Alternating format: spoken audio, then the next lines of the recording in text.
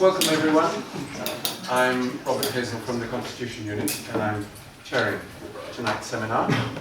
And it gives me great pleasure to welcome our two speakers, Anne Twomey from Australia, who is the world expert on the prerogative, and there's her book, which is subtitled Reserve Powers of Heads of State in Westminster Systems.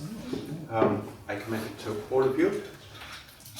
And I wrote a very glowing review of Anne's book in public law last year, because in my old age, I am self-indulgent and I only review books which I know I really want to read and I know I'm going to enjoy. And it's a fantastic book and a great resource for all of us interested in the prerogative, which has been a rather minority interest until recent times.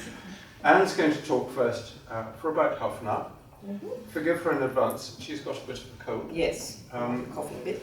And then our second speaker, Alison Young, Professor from Cambridge, the David Williams Professor of Public Law. And Alison's going to be a respondent and put Anne's remarks partly in a British context. Very good. Okay, Anne, thank you very much. Well, thank you, Robert, for inviting me, and thank you for everybody for coming along. The scope of executive power in Westminster-type systems, as you would know, can sometimes be opaque. Now, these days, of course, most executive power is conferred by statute and is therefore the subject of statutory interpretation and judicial review by courts. But there remain certain historically based executive powers, which we know of as prerogative powers. They are less clear in their scope and limits, and in some cases are regarded as being outside the scope of judicial review, or otherwise non-justiciable. Now, in part that's for historical reasons. All such powers derive from the original powers of a truly sovereign monarch. So you can trace these powers back to medieval times. Their existence and their scope has long been determined by the courts through the common law. But in an age of statutes, there are often good reasons why certain types of prerogative powers have not been codified in statute. Now, this may be to provide flexibility to meet unanticipated crises, or to ensure that decisive action can be taken without the delay and uncertainty that can result from judicial review through a series of courts. So let me give you an example, not the most recent example that you're probably thinking of. Let me give you an older example. And this one comes from the province of Western Nigeria. So there was, convention had been codified in the regional constitution of Western Nigeria. And it provided that the governor shall appoint as premier a member of the House of Assembly who appears to him likely to command the support of a majority of members of the House. So codifying the same conventions that we have here in Westminster. And also that the governor shall not remove the premier from office unless it appears to him that the premier no longer commands the support of a majority of members of the House. One might be thinking of another Prime Minister who doesn't quite command that support. But anyway, let's stick with Western Nigeria for the moment. Now, dates here are quite relevant. So the first one is on the 20th of May 1962, the governor of Western Nigeria dismissed the premier, Chief Akintola, after receiving a letter signed by a majority of members saying that Akintola had lost their confidence. Now, Akintola disputed that and wanted to meet Parliament to have a vote of confidence or no confidence on the floor of the House. The Speaker would not permit the House to be resumed for that to happen. And he also then tried to advise the governor to dissolve Parliament, and the governor refused to do that too. So Akintola was dismissed, and the governor instead appointed Adegbenro as premier. So Akintola went to the courts. Well, you might say that the appointment and removal of a premier is a non-justiciable issue, but nonetheless, because these conventions had been codified in the Constitution, the matter went to court. So on the 7th of July 1962, a majority of the Federal Supreme Court of Nigeria held that a vote on the floor of the House, either being a direct vote of no confidence or the rejection of a measure of importance, such as a major bill, was necessary before the Premier could be dismissed. So Chief Akintola therefore had been invalidly dismissed and was still Premier. Now this was a bit tricky by that stage because a state of emergency had been declared so no one was Premier, but by the time the state of emergency was lifted, Akintola was then restored as Premier, and interestingly, the Governor who had dismissed Akintola was himself dismissed by the Queen on the advice of Akintola. Akintola took the view that his tenure as Premier might be very limited if the Governor remained in office. Now, Akintola later won 2 votes of confidence on the floor of the House, so at least at this stage we knew that he had the confidence of the House. Then on the 27th of May 1963, the Privy Council decided the issue on appeal, reversed the decision of the Supreme Court of Nigeria. It held that the Governor could validly dismiss the Premier without a vote of no confidence on the floor of the House. So this meant that Adik Benro, not Akintola, was validly Premier from the time that the state of emergency was lifted.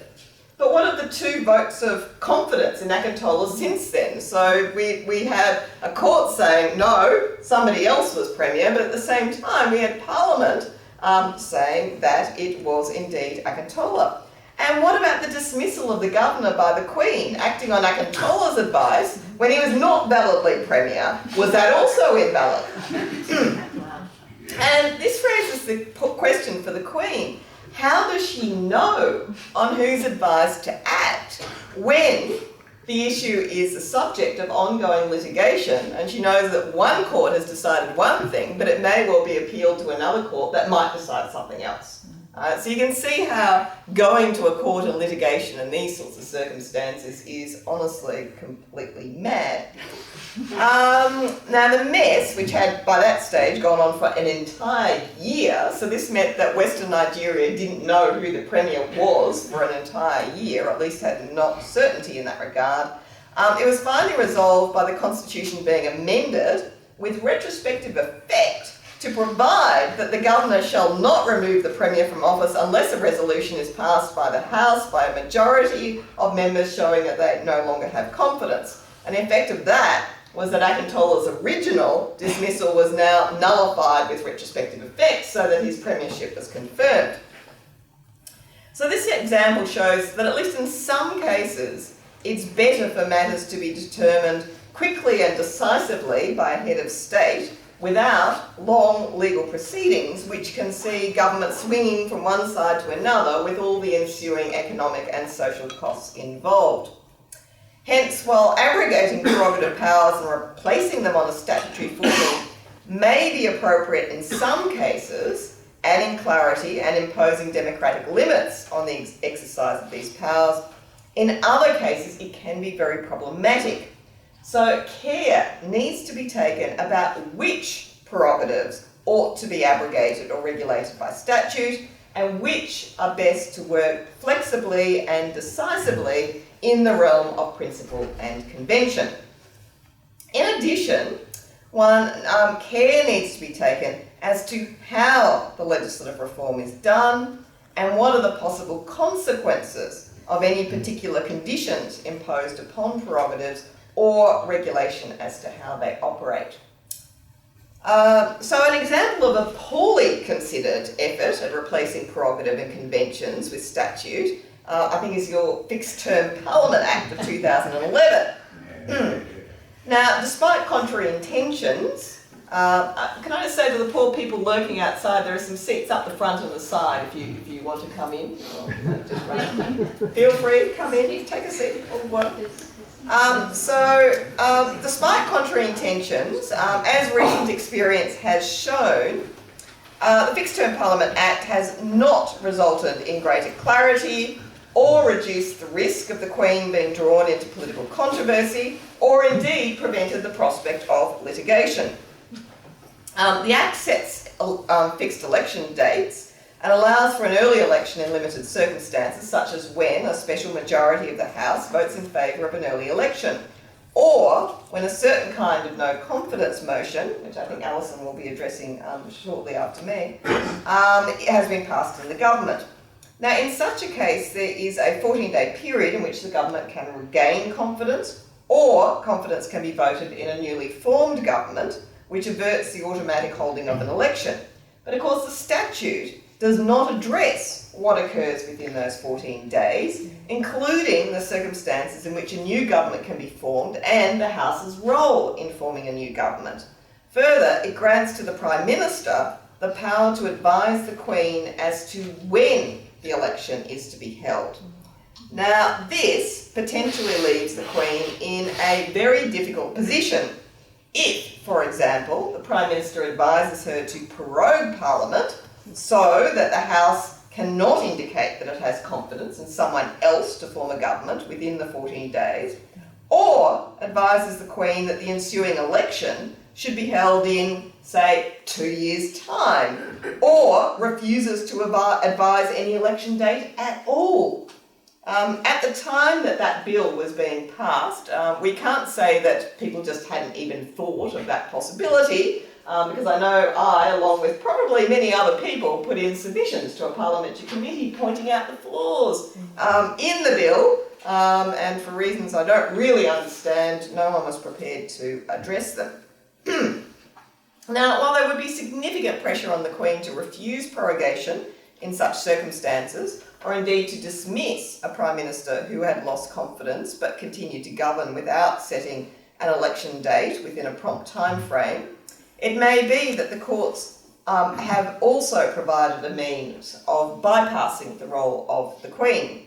So, post Miller number 2, a court might consider that the scope of the power to prorogue is limited so that a government that has lost confidence cannot, without a reasonable justification, prevent the House of Commons from expressing its confidence in someone else to form a government and voting confidence in such a government before the expiry of 14 days to avert an intervening election.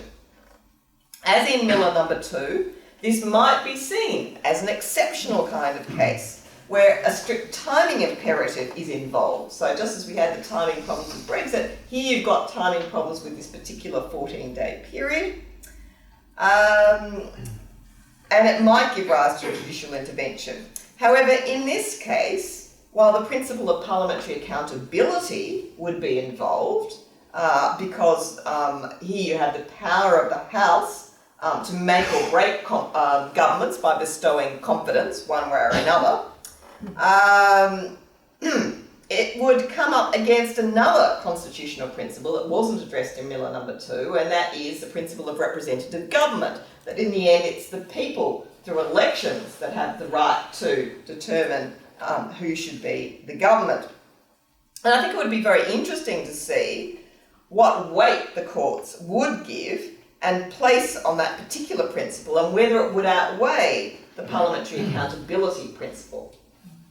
Now, in this regard, I think it's quite instructive to look at some other examples of litigation and judicial pronouncements in other countries with Westminster systems, where they deal with these issues about dissolution and prorogation, and whether a court can review or indeed overturn such actions.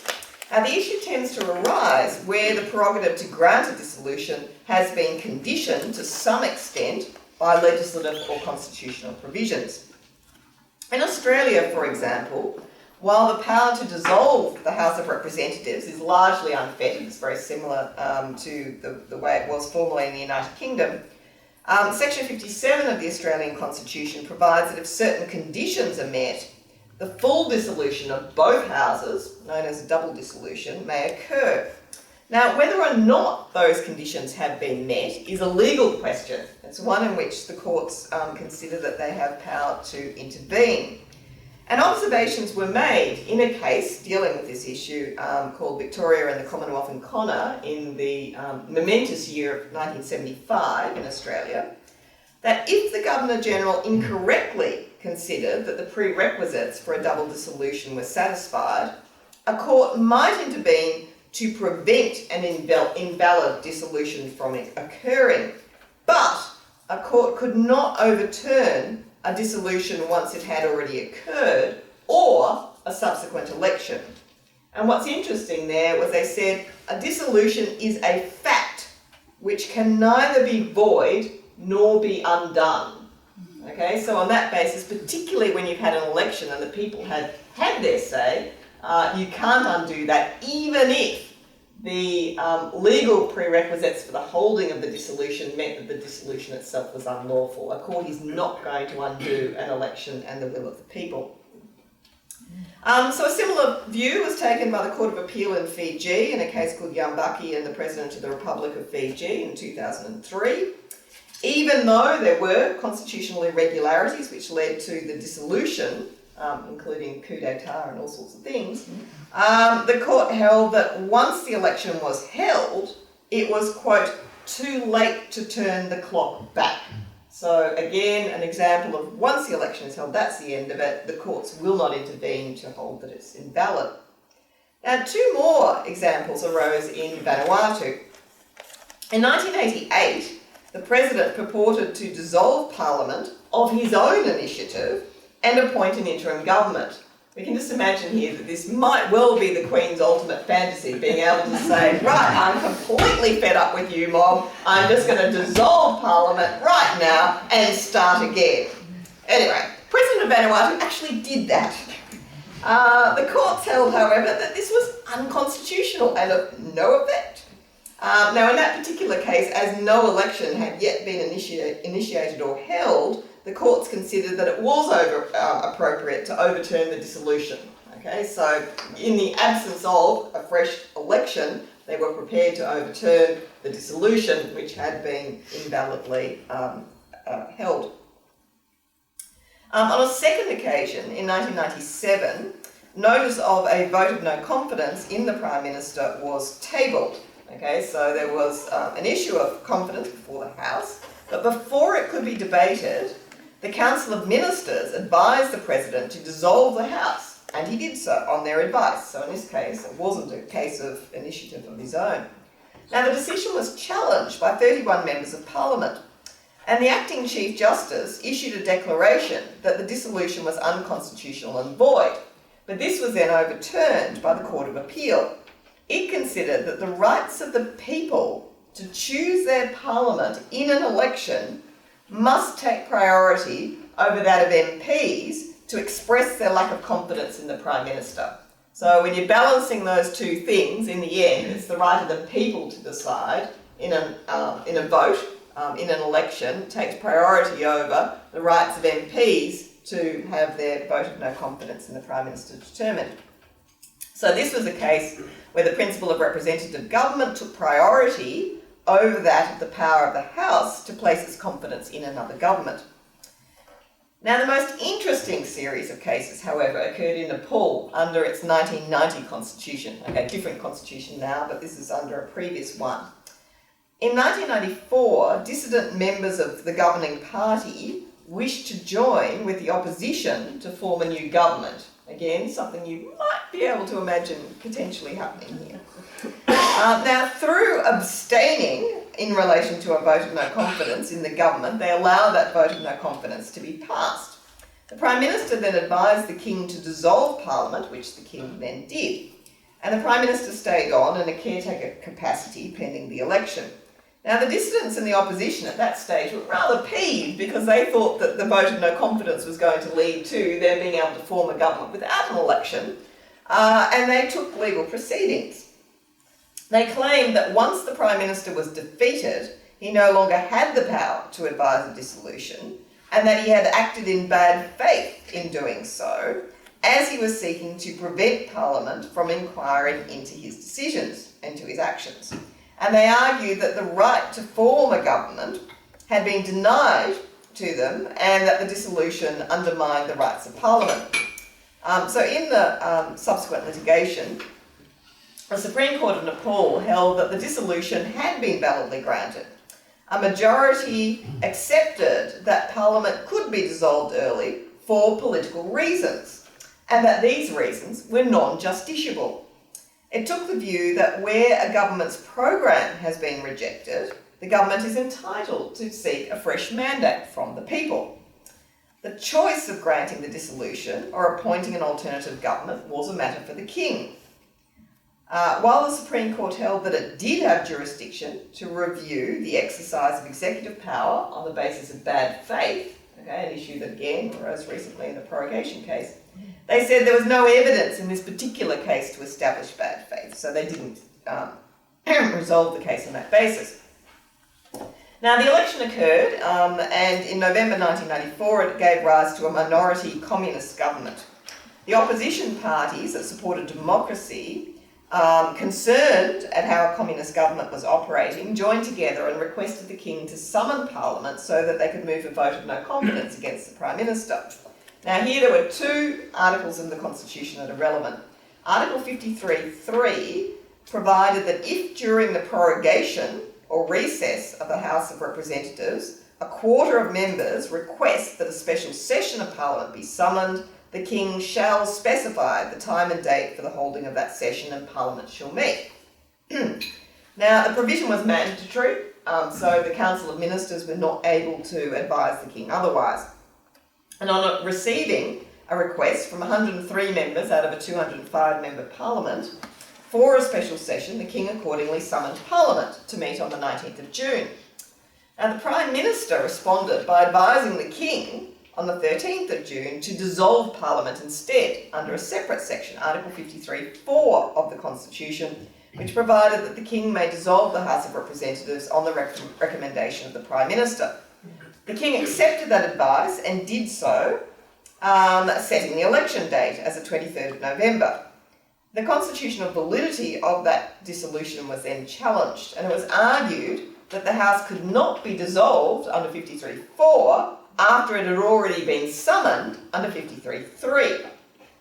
It was also argued that the Prime Minister's advice to dissolve was made in bad faith. A majority of 8 of the 11 judges held on the 28th of August that the dissolution breached the letter and spirit of the Constitution, and they reversed it. The majority accepted that the question of whether or not a dissolution should occur was largely a political question, and that the court should not inquire into these questions of a political nature. They are to be settled by the Prime Minister and the King on political grounds. However, the court considered it its duty to settle the legal and constitutional questions involved. The court held that the special session ordered under 53(3) of the Constitution was required to proceed, and that the House itself could not be prorogued in those circumstances. Their Honours considered that the point of the provision was to allow Parliament to provide greater scrutiny of the executive. That may sound familiar to you too. They concluded that it was not consistent with the purpose and spirit of the Constitution for the government's responsibility to the House to be circumvented by prorogation or a dissolution under 53(4). Hence, when a special session had been fixed under 53(3), the Parliament could not be prorogued or dissolved until such time as it had dealt with the matter for which it was called into being. The court ordered the Speaker to set a new date for the special sitting of Parliament. Now, as this finding decided the case, the court then considered it unnecessary to address that additional issue of bad faith. The majority did note, however, that if the Prime Minister controlled the power to summon and prorogue, then the Prime Minister could rule in a despotic manner. Okay, so a court, again, very concerned about the ability of a Prime Minister to have sole control over the power to prorogue and dissolve. So the special session of Parliament was held, the government fell, a new coalition government was formed. In this case, the principles of parliamentary accountability trumped those of representative government. So it's the opposite of what had happened in the previous cases in Vanuatu and the like. Although in all of these cases, no election had been held in the interim. If an election had been held, then the courts normally take the view that the votes of the people in determining the government override any illegality, bad faith or whatever prior to the election. Again, the court sought to avoid inquiring into improper purposes while leaving the door open and the prospect that it might do so if necessary in the future. Now, while countries such as Australia and Fiji and Vanuatu and Nepal are all quite different, and they have different legislative and constitutional regimes, so one could say really they're not comparable in many ways, nonetheless I think these examples are still quite pertinent to the situation in the United Kingdom today. What they show is courts grappling with the issue of whether they can review high prerogative acts, such as prorogation and dissolution, on the grounds of improper purpose, with the court seeking to keep that option open while simultaneously actually avoiding ever doing it. It's one of those things where they just like to keep it there as some kind of a limit on behaviour, but without actually exercising it if they can avoid it. They also showed the courts grappling with the issue of whether they can review they showed concern of the courts for parliamentary accountability and representative government. They showed judicial respect for elections once they have occurred, with an unwillingness to overturn the verdict of the people in an election, but a greater preparedness to prevent an unlawful dissolution from occurring. And they also show a concern to prevent a Prime Minister from being able to be a despot and ruling without responsibility to Parliament. Now we know from Miller No. 2 that a high prerogative power such as prorogation may be the subject of judicial review, at least to the extent of the power, and perhaps also, because it was left open by the court and not determined, on grounds such as improper purpose. It might then be argued that if the courts are going to intervene anyway, it would be better to replace the prerogative with statute and place clearer boundaries on the power. This at least has the benefit of democratic legitimacy through its approval by Parliament. But as the Fixed Term Parliament Act shows, and as the case of Western Nigeria shows, it is difficult to legislate to resolve all possible constitutional scenarios. Some flexibility is required. While the courts have taken up a limited role in reviewing the exercise of high prerogative powers, they still seek to avoid intervening in matters of political discretion where there is no legal standard that can be judicially applied. They also pay a degree of deference to political decision makers who have greater access to material relevant to the making of such decisions, especially when it comes to matters of defence in foreign affairs. While there is good reason to reconsider the scope of prerogative powers and whether they could better be dealt with by legislation, this should be done with caution and deep consideration. It remains appropriate for some matters to be dealt with by way of the prerogative, and even if the courts are prepared to intervene, this will usually be on rare occasions and in very limited circumstances, such as where there is a breach of fundamental constitutional principles. In such cases, judicial intervention may well be warranted, but for the most part, prerogative powers continue to have a value and can be exercised consistent with convention and constitutional principle without any need for external intervention. Thank you.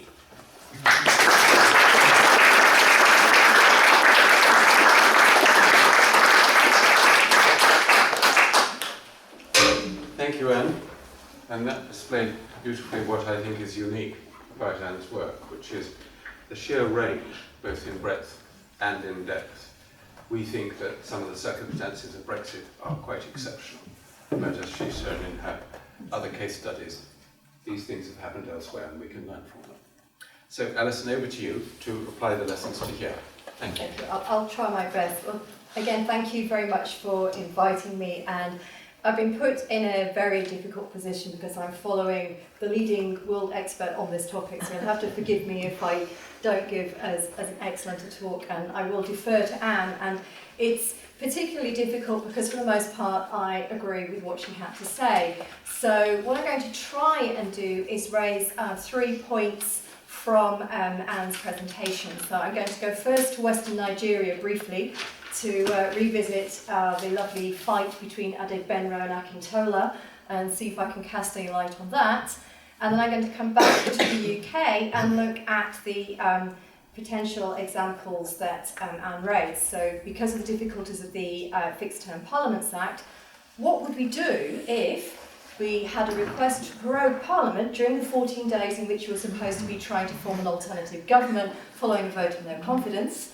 What would you do if you had a vote of no confidence and the Prime Minister said, hey, why don't we have a general election in 3 years' time?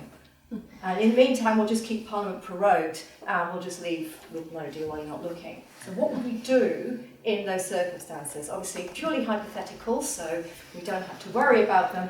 But what kind of response would we do? And would it be legitimate for the courts in those circumstances to intervene?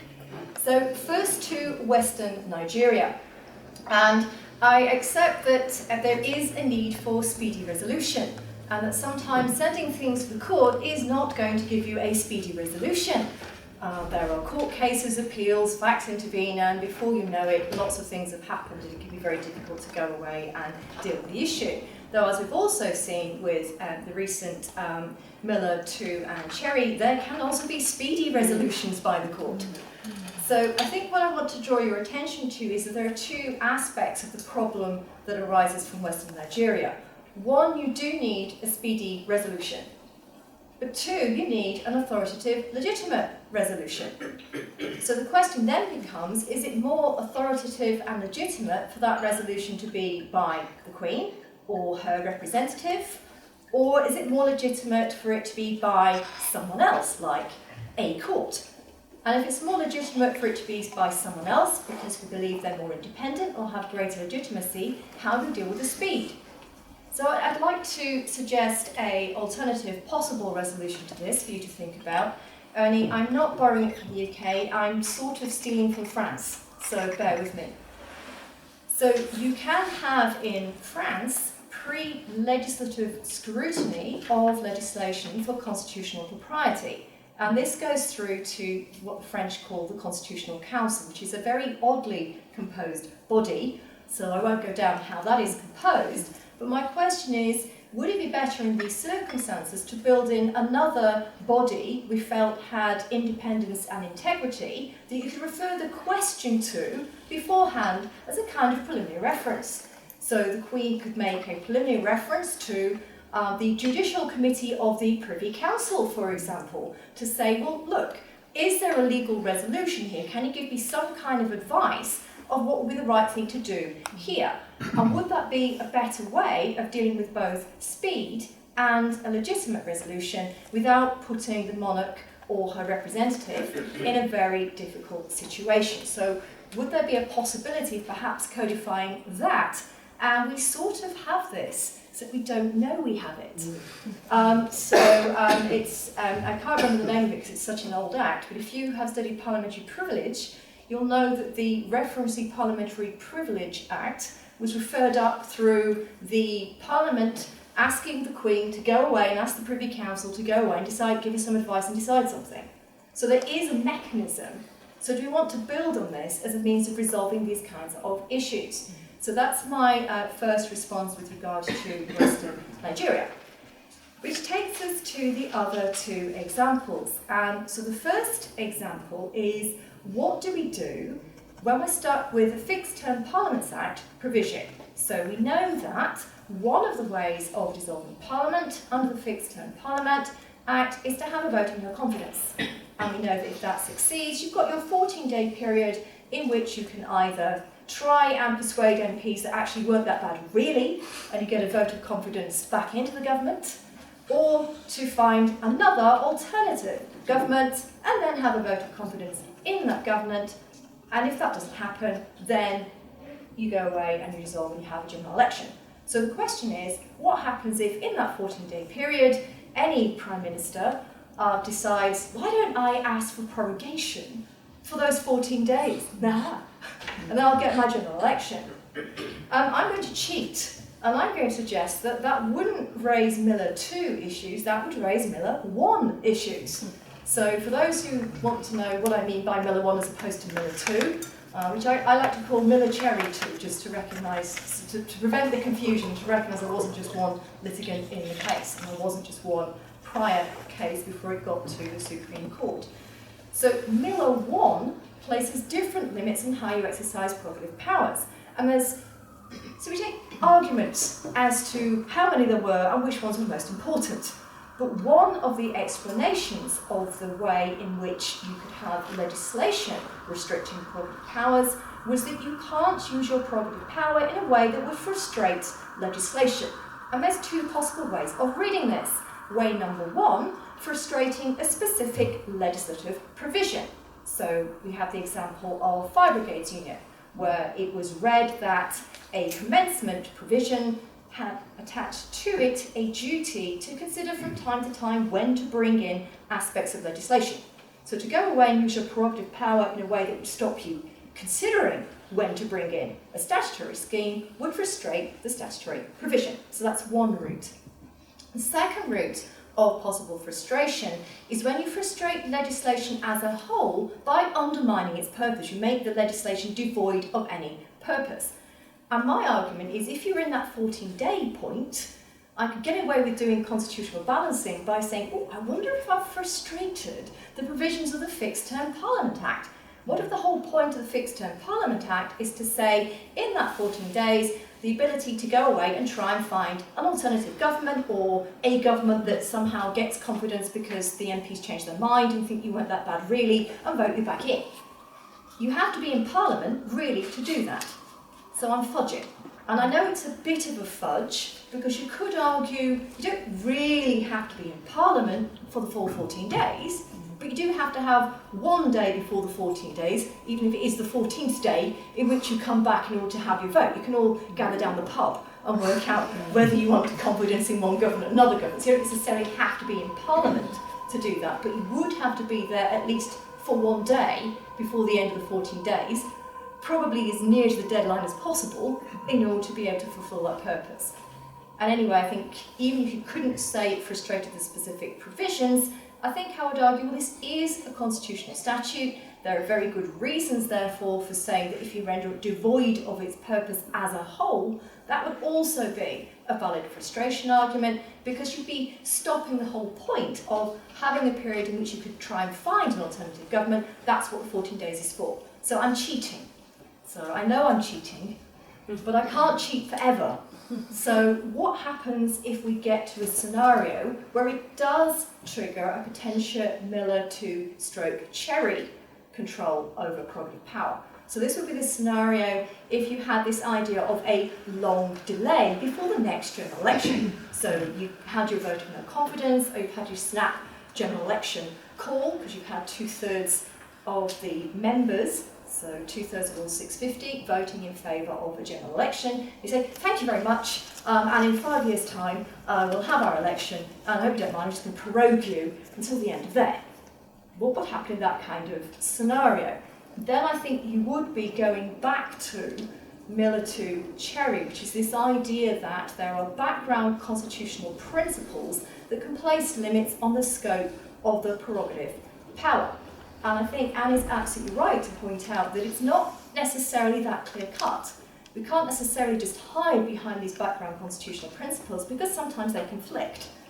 And there are other criticisms that have been made against Miller to Cherry that, in essence, although this is a restriction on the extent, so we haven't got to worry about justiciability, it's just determining the scope of the prerogative, is it really just about extent? Or aren't you reading an element of exercise into the scope? So to try and give you a silly example, which came up in a conversation I had with Anne, I'm very, very lucky Anne's been visiting Cambridge, so it means we can natter in coffee rooms. And one of the things that came up when we were talking over coffee was an analogy of trying to explain the case. We came up with this idea of a stream. Okay? So imagine you have powers and you've got riverbanks determining the breadth of your powers. And if you're looking at scope, you're saying it's almost like bringing the banks in. You think you've got this wide river, but the scope actually is a bit narrower than that. And so I've brought the banks in, and it's a bit of a narrow stream through the middle. Okay? But you could also say, I've got my river, but an exercise would be, I can't use it for any craft unless it's a narrow boat. You can see where I'm going. Because if you say, I can only use it for narrow boats, but if I bring in the scope so much that effectively all you can use down there is narrow boats, in essence, you can confuse and conflict exercise and scope. Because essentially what you're doing is you're saying, I'm sort of making it such it can only be exercised in certain ways, or I could even say its scope includes conditions of how it's exercised.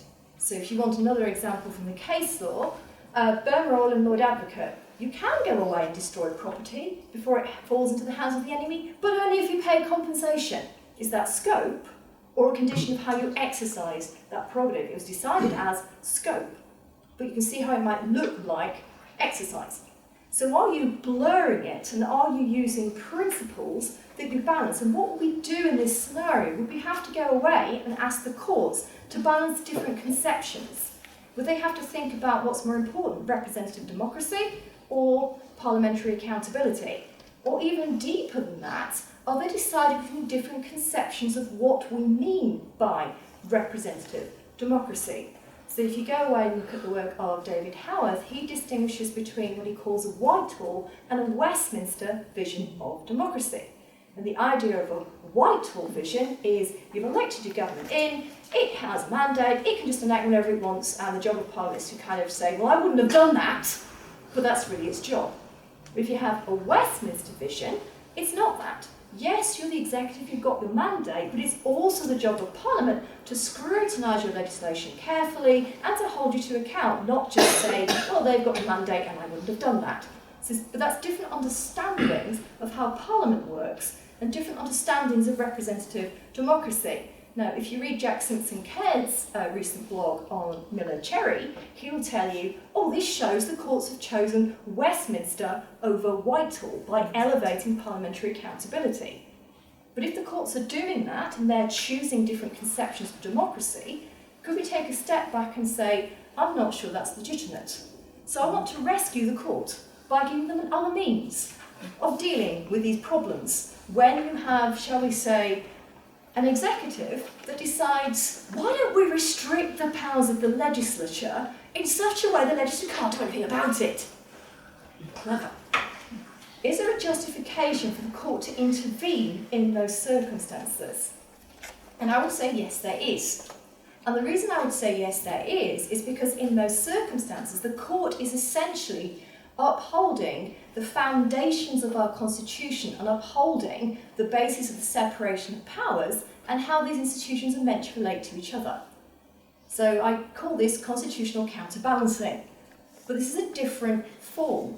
This is not a form where the court is trying to say, look, legislature, you're kind of interfering with my powers so I can push back. This is a form where the court is saying, look, the executive is trying to interfere with the legislature's powers, and the legislature can't push back, so is it legitimate for me to do so by drawing on background constitutional principles?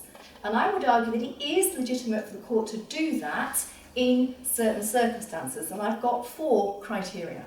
Okay? So criteria number 1, it has to be a manifestly serious removal of the powers of the legislature. So not just, I'm going to prorogue you for 9 days as opposed to the normal 5 days, but manifestly serious. Okay? Number 2, the legislature cannot be in a position to protect itself.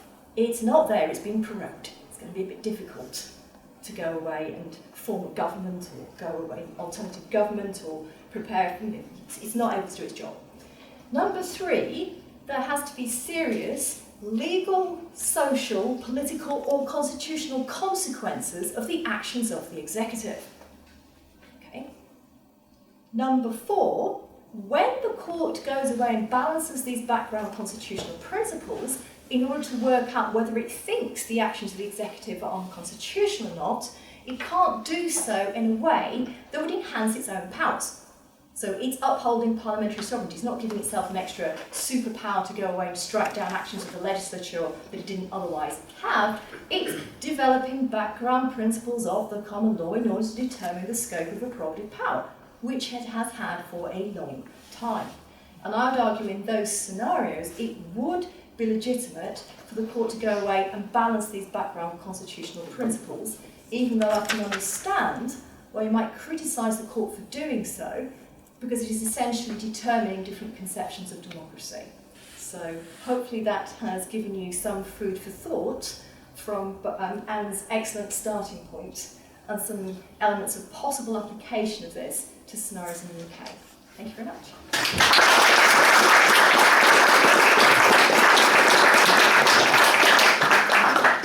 Thank you, Alison. Can I ask one question to both of you before we open it up for questions? And that is taking your scenario number 2. So there's been a vote of no confidence, the 14-day clock is ticking, and the Prime Minister then advises the Queen to prorogue. In the light of Miller number 2, what do you think the Queen should do?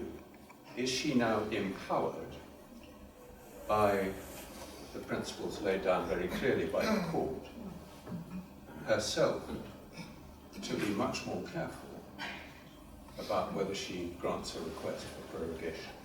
Anne, do you want to go first? That's a very tricky question. Well, from the Queen's point of view, there are two sides to that. One side is that she can duck doing anything controversial because she knows that a court is more likely to intervene, as they did in this particular occasion. So from a practical point of view, there is an ability perhaps to avoid things and say, well, if it's going to be controversial, let me leave it to the courts to sort out. The other side of it, however, is that the Queen, of course, needs to abide by the law.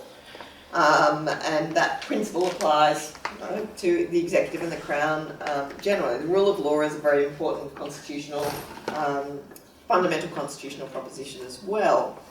So the Queen ought to be quite wary of acting, even acting on advice, where a breach of the law is concerned. However, separation of powers then comes into play, and the Queen may well legitimately say, well, it's not for me as Queen to determine whether or not something is unlawful. That's really a role of the courts. That's a judicial power, not a power that I should exercise. So from a purely legal point of view, probably it would be better for her to leave that to the courts. Having said that, there's also the role of the Queen behind closed doors, which is to advise and warn and all those sorts of things.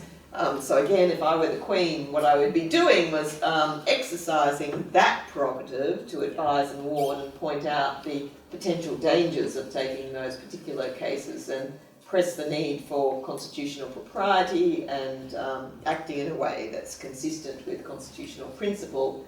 And I would be doing those sorts of things behind closed doors. It may well be that the Queen has been doing those sorts of things behind closed doors, but because of secrecy laws, we don't know, and we won't know till at least 5 years after the demise of the Queen. So that remains to be seen. Anything to add?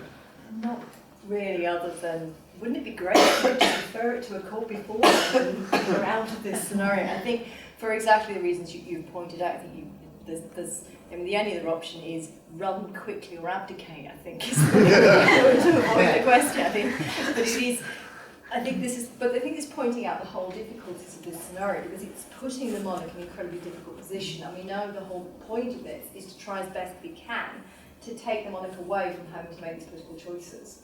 And so I think this is why I can see possible problems, because you're now in this conflict of, but if I do this, it's unlawful.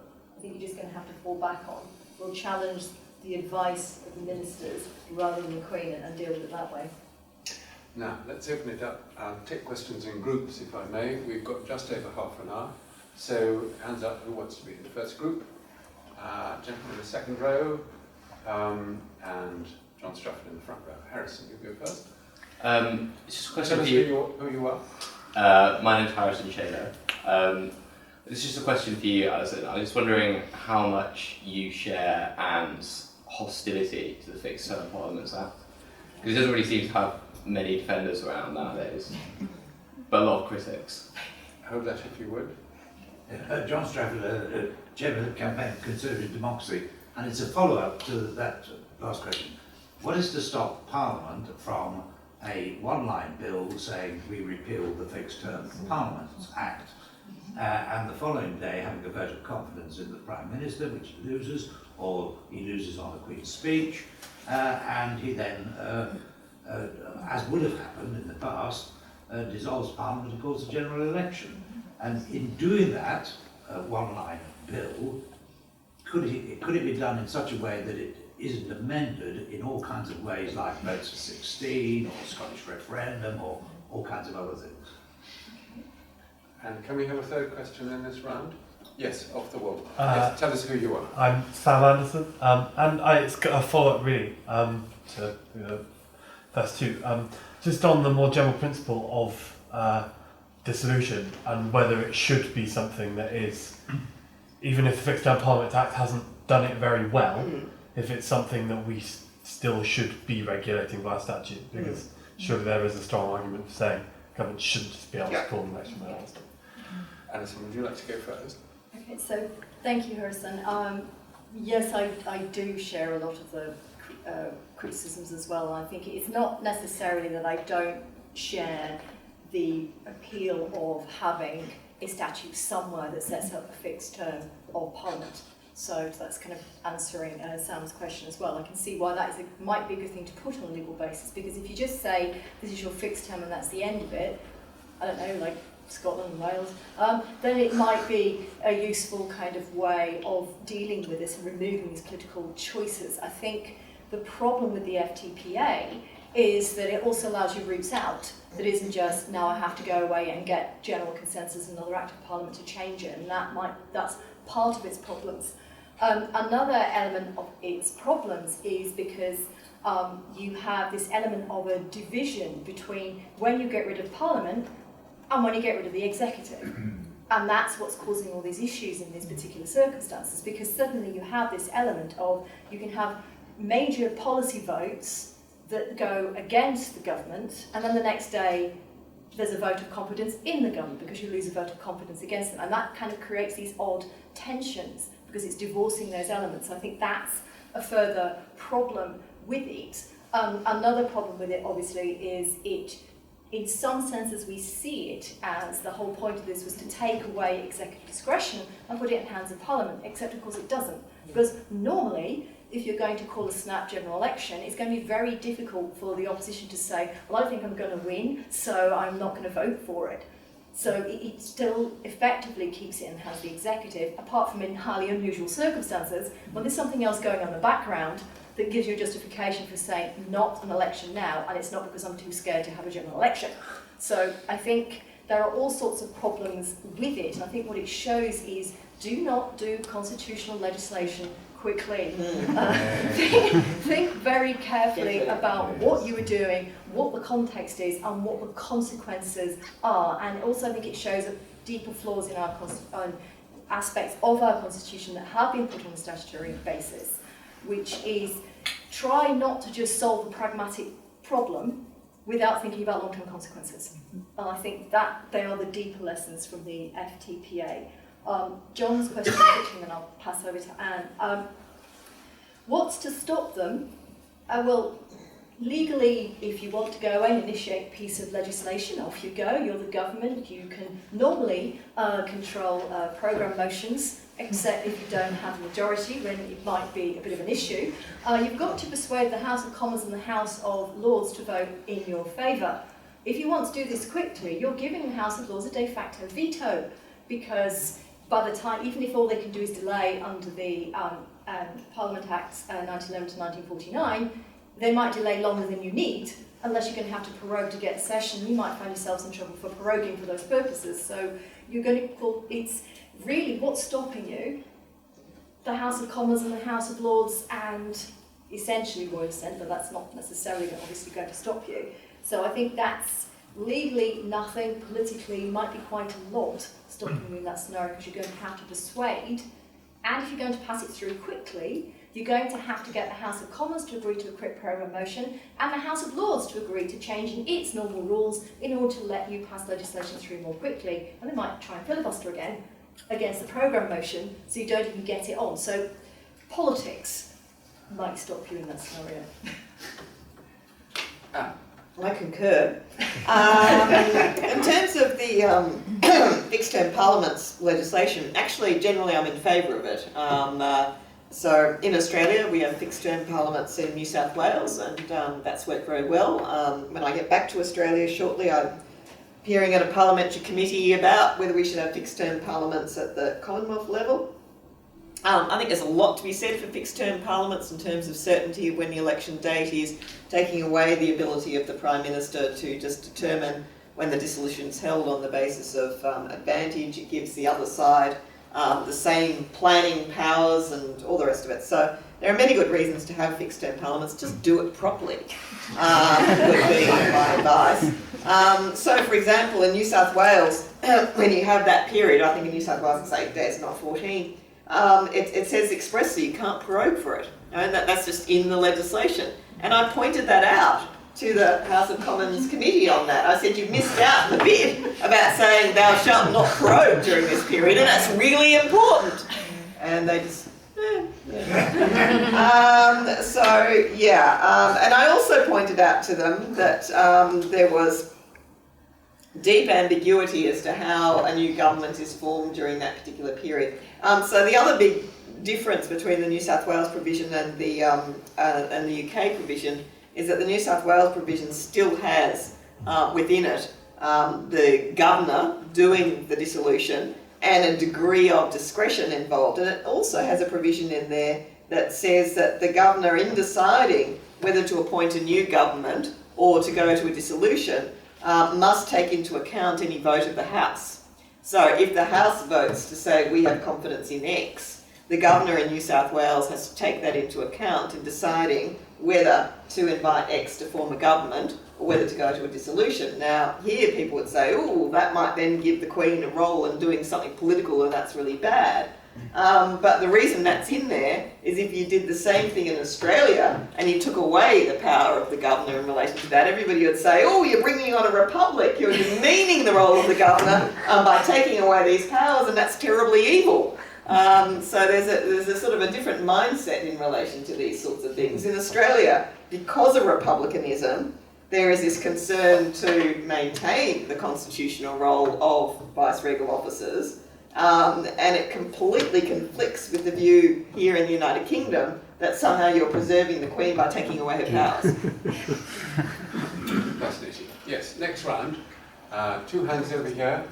Anyone over here? No? Then, yes. Starting with you, sir. Tell us who you are.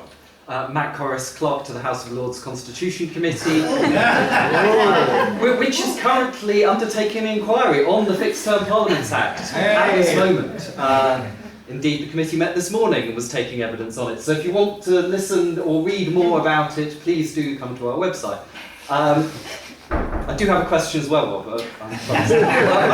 My question is, and it kind of follows on from John's, if you were to choose to repeal the Fixed Term Parliaments Act straight, is it, in your view, that the prerogative power is resurrected, or having repealed, having extinguished it in the first place, is it now gone and would have to be revived in statute? What a fantastic question. Yes. Yeah, thanks for that. I had an analogy a bit like your stream one, Alison. Was the prerogative some kind of mushroom that was in the dark, but if the act were repealed, it would suddenly sprout again? Your question, sir. My name is Bruce Nixon. Is the role of the Queen an unjustified anachronism? Thank you. Meg.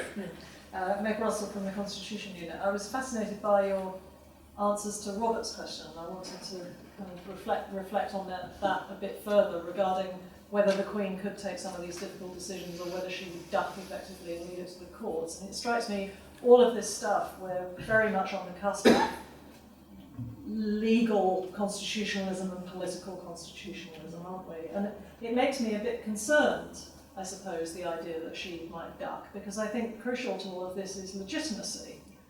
And in a fight between who has the legitimacy in the eyes of the British people, I suspect that the Queen has higher legitimacy than the courts, and therefore if she ducks and passes something to the court, she's actually leaving it, in a sense, more open to challenge, political challenge, in a sense, than it would be if she took the decision. And so I just wonder what you think about that, and maybe I should also ask you, what are the decisions that she can take? I mean, this question of a Prime Minister who refuses to resign following a vote of no confidence, if there is somebody else who clearly has the confidence, can she take that decision, or would she duck that and pass it to the courts? Because it seems to me like her decision would be seen as final, because she has trust, and she's unlikely to appear on the front page of the Mail as an enemy of the people.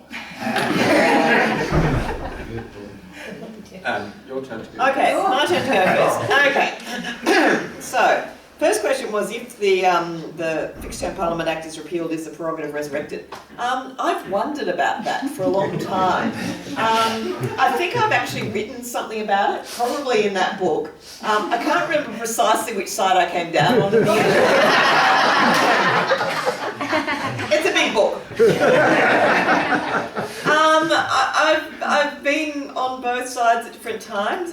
So if you read various authors on this, you will get inconsistent views. So some people take the view that once the legislation is enacted that takes away the prerogative, that's it, the prerogative disappears altogether. Other people take the view that it really just places the prerogative in abeyance, and that in those circumstances the prerogative springs back into action.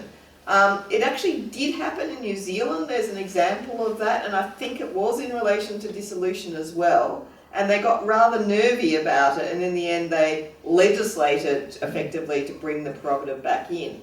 And again, I think it's somewhere in the book. Have a look. But if need be, I can dig it out for you. But I think in the end, what it came down to is that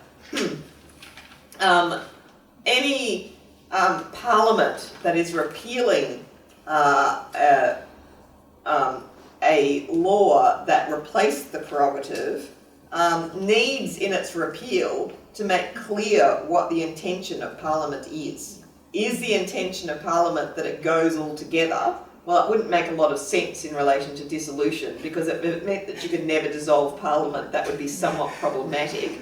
That was the view that was taken in New Zealand.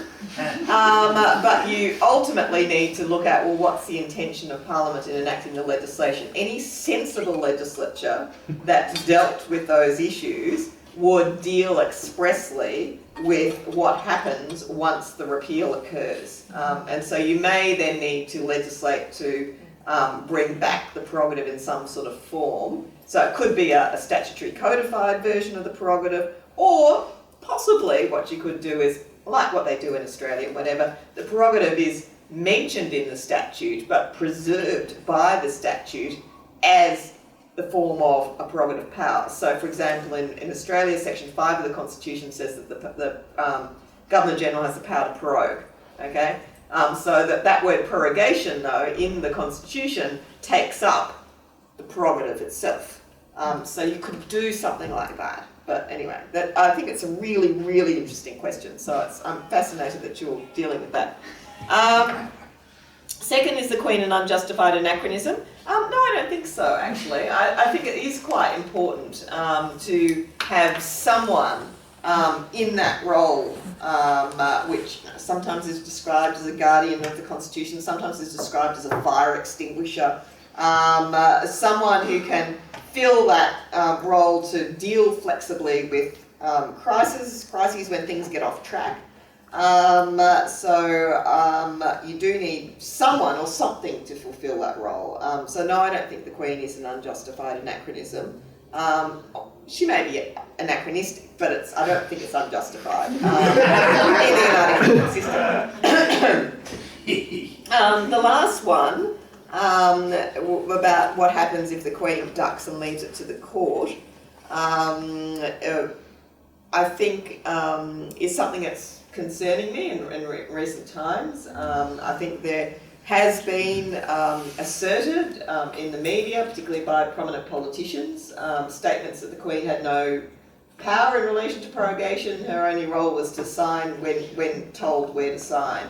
I think that undermines the role of the Queen as a constitutional monarch. If you take away the constitutional part, what she left with, a symbol and a tourist attraction, and may well in future be replaced as a symbol and a tourist attraction. I think the constitutional aspect of her role is fundamental to her office, and I think if she were to effectively abdicate that constitutional role by refusing to actually exercise it, she would be dangerously undermining the office that she holds.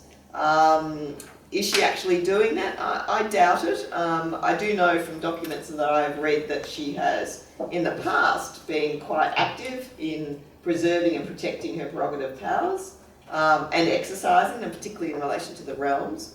The difficulty we have is because of all the secrecy provisions, we have nothing in recent times to show whether the Queen accepts that something has changed and she no longer has these powers, or whether she is actively doing things behind the scenes and we're just not seeing it.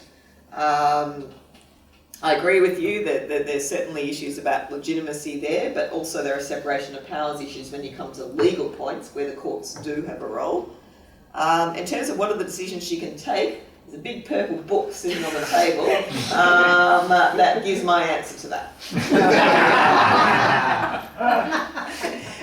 Okay, I'll try my best to add something. So I guess what Matt is really getting at is, what if the legislature isn't sensible and doesn't make it clear that it is completely got rid of it, or it is going to replace it, or it is going to... I think, essentially, I don't know definitively whether I go for the mushroom theory, that it's just there in the dark, or it's a bit like, I call it stars and sun theory. So why can you not see the stars during the day? Because the sun is so bright, it's kind of drown them out. If you got rid of the sun, then they come back. Is the problem like that, or is it just gone completely? I think it's going to be very context dependent, I think is my cop-out answer. So I don't think I have a definitive resolution in my own head, because I think both of them could be possibly justifiable in certain circumstances.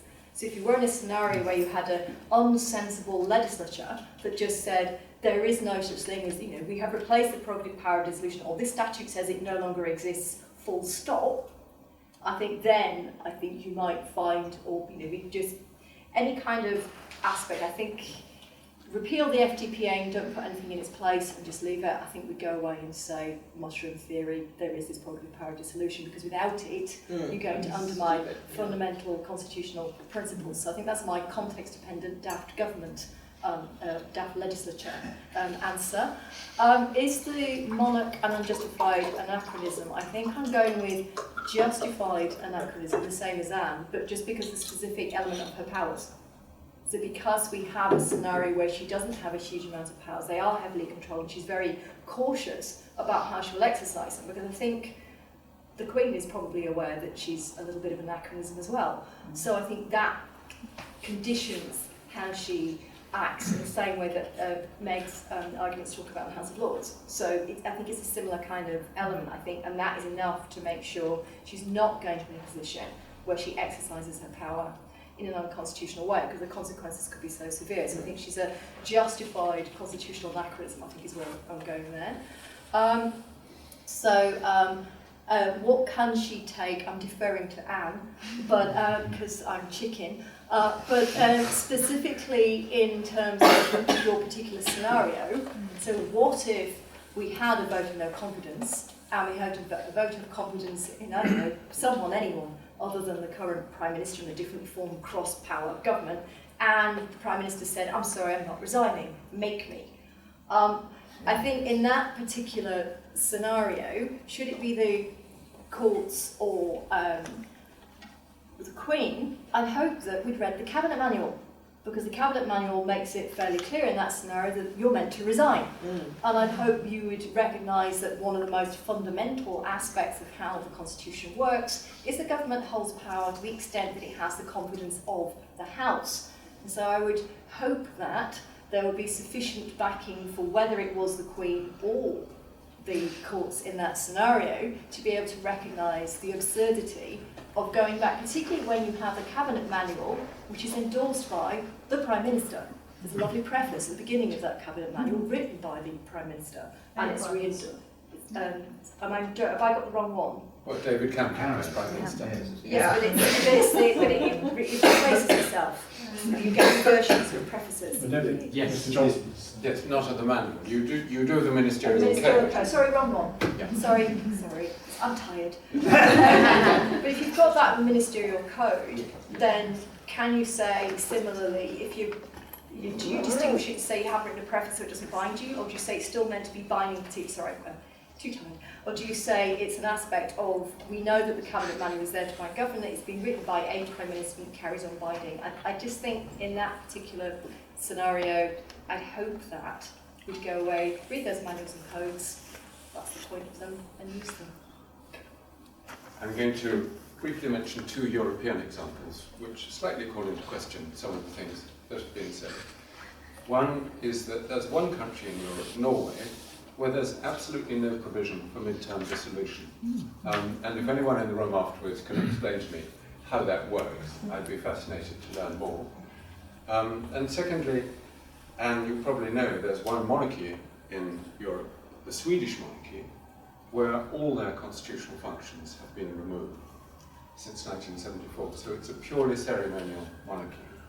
And so far as I know, that hasn't, well, it certainly hasn't sufficiently undermined respect for the institution that anyone in Sweden, apart from those who were already of Republican sympathies, is saying, what's the point of having a monarchy, is if all they do is go and cut ribbons and make nice speeches and that kind of thing. Next round of questions. One in the middle and one over there, and anyone at the back, anyone over here? One at the back, yes. Thank you, Alan Reddick from the Constitution Unit. I'm still not sure I understand what the case is for why we should have prerogative powers at all.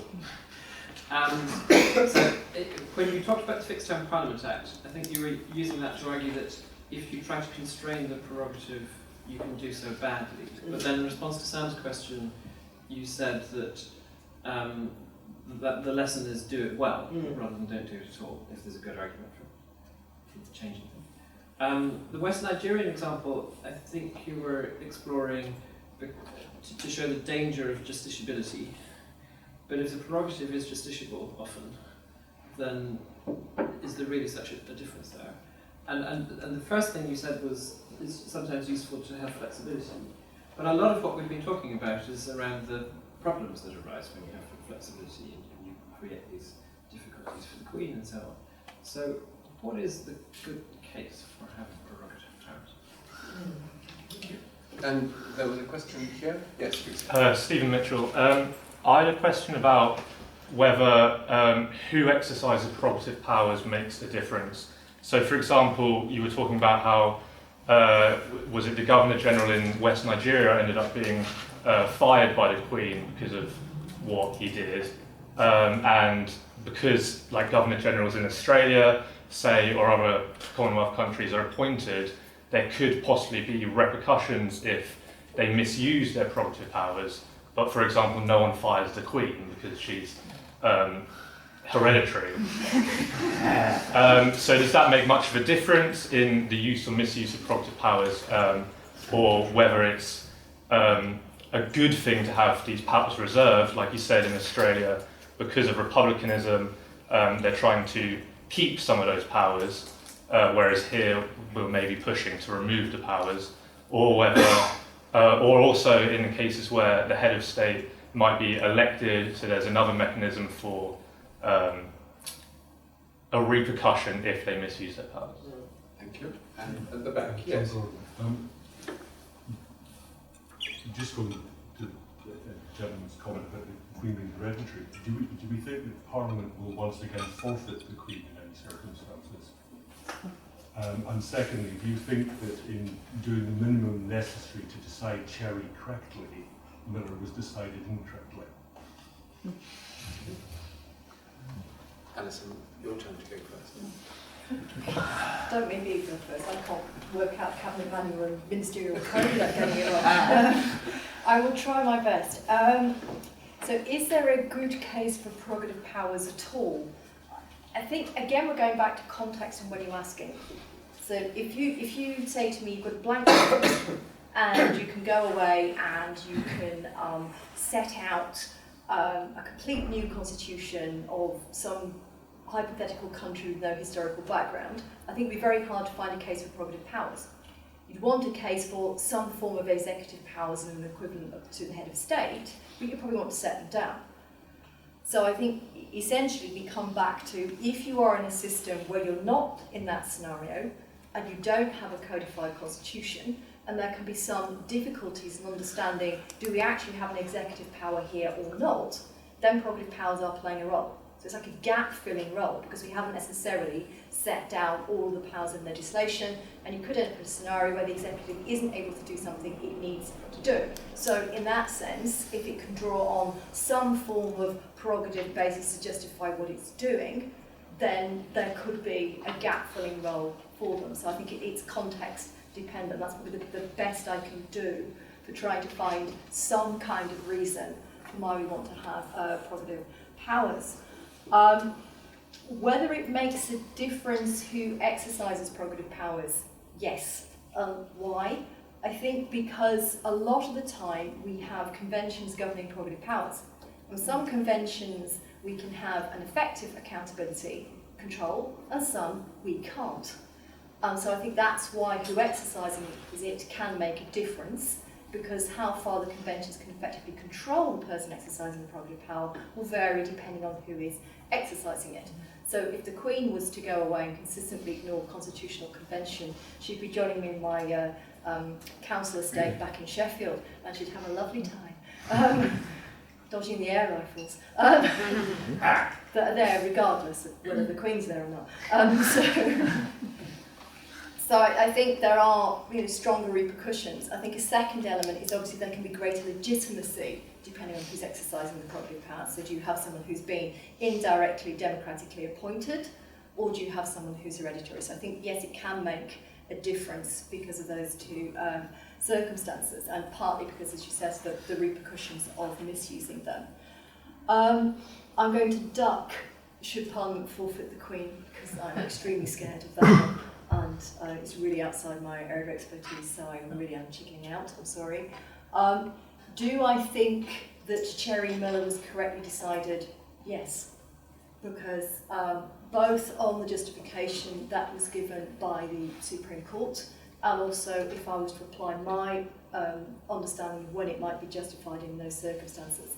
I think it's because of the very extreme specific circumstances in which we were faced, which is why you get the discussion of it was 5 out of 8 weeks, but 5 out of a particularly important 8 weeks, with a piece of legislation saying that Parliament is meant to have a say in this particular scenario. So you've already got legislation saying, well, we've got the meaningful vote here, so Parliament is meant to have a say. So I think, and because you are in a scenario where there could be very serious legal or social or political constitutional consequences falling from the particular outcome. So I do think it was right on its particular facts, but I can see the potential danger if this goes beyond those kinds of extreme circumstances. I think the Supreme Court were trying very carefully to say, look, it's not just any old use of the regulation we're going to intervene on, it's because of the very specific exceptional circumstances here, as we backed up with these facts, and you can give us a justification. Oh, you haven't given us one. I think that's the point of there was no reason, let alone a good one, in paragraph 61. Not the kind of element of, yarboo, that shows you haven't got anything, let alone a good one. But I think also the element of it is not, I don't think that's what it's there for.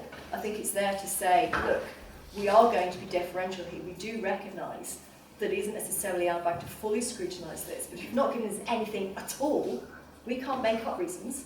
We can't give you a justification. We just have to go with what you've given us. You haven't given us anything, so there is no justification. Okay, I think Alison's pretty much covered it. In relation to the first question, is there any role for the prerogative? I've looked at a lot of constitutions that are highly prescriptive, where they do try and set out everything in legislation and remove prerogative, and they often fail when there's some kind of controversy or crisis, and then all of a sudden, suddenly they start magically trying to assert that the prerogative snuck back in, despite the fact that they'd actually already got rid of it. It's very, very hard to write a constitution that deals with every possible scenario.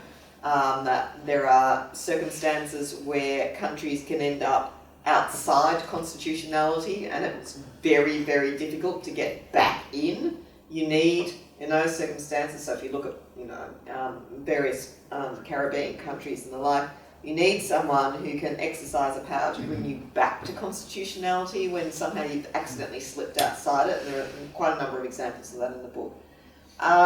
Which is not to say that people haven't had a good go at trying to get rid of it. So I was recently in Ireland having a look at how they have mostly codified things, but there are still some discretions that are pretty similar to the prerogative left over. So technically they've got rid of the prerogative, but there are bits and pieces left over. So is there still a role for it? Yes. Does it make a difference who decides it? Yes. Governors and Governors General can be regarded as political to the extent that they have some prior political affiliation or the method of their appointment and how they're chosen, and they can also resign. So they can take a view that I'm going to exercise this power in a particular way, and if the people don't support that, I can resign. The Queen doesn't really have the option of resigning. If she abdicates, she does it. It has an effect on everyone who comes after, whereas if a Governor General resigns, no, who cares, someone will replace them. The other side of that, however, is that the Queen, when she does exercise powers, has a lot more legitimacy and credibility. No one wants to pick a fight with the Queen, I can tell you that absolutely. Because if you've only got so much political capital yourself as a politician, the last person you want to go up against is the Queen. So, small example, an example in New South Wales, 1979, New South Wales decides to enact legislation to end appeals from the Supreme Court to Privy Council. Buckingham Palace and the Queen say, actually, we don't think you can do that. You don't have the power at that stage to do it. That was the argument. Queen tells Foreign Secretary, I want you to send a dispatch to the Governor of New South Wales saying, if you enact this law, it's going to have to be reserved for my assent, and I, the Foreign Secretary, will be obliged to advise the Queen to refuse assent to your bill. This is the Queen telling the Foreign Secretary what he's going to be obliged to tell her. Foreign Secretary, not particularly keen on doing this, nonetheless capitulates to the palace because, again, it makes your life easier if you comply with what the Queen does, sends the dispatch to the Governor of New South Wales. A Governor of New South Wales receives the dispatch on his desk the same day the bill, which has been passed by both houses of Parliament unanimously by all political parties, also lands on his desk. So what do you think you do? Now, most people say, oh hell, if the Queen refused assent to stuff, you'd have a republic, blah, blah, blah. No, because no government wants to pick that fight with the Queen. Because if the Queen's refusing assent to your bill, people are going to automatically think there must be something really bad with it, right?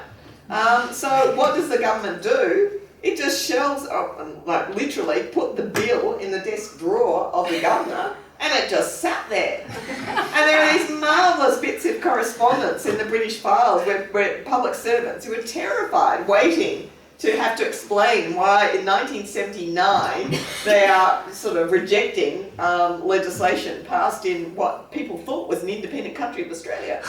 And they're saying, is there a postal strike? Why hasn't it arrived? And they send the High Commissioner off to investigate, and he says, they've given up. They're not going to put it to the Queen because they don't want to face it being rejected. And that's the reality of it. In the scheme of politics, last person anyone wants to fight with is the Queen. So if you can avoid a fight with the Queen, in the end, mostly the politicians will back down because she has a lot more political capital than they do.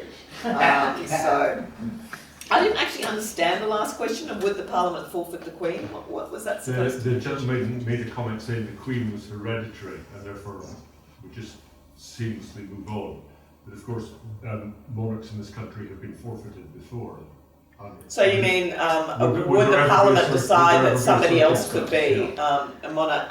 Well, one of the problems with that, as you probably know from the changes of the rules of succession to the throne in relation to Kate and William and whether Charlotte would be ahead of Louis, that meant a massive exercise in changing the rules of succession to the throne in 16 realms. No one is going to want to do that again. The idea of just sort of, skipping Charles and moving on to William or any of those sorts of things The idea of doing that would just be such a headache that I don't think people would just sort of avoid it.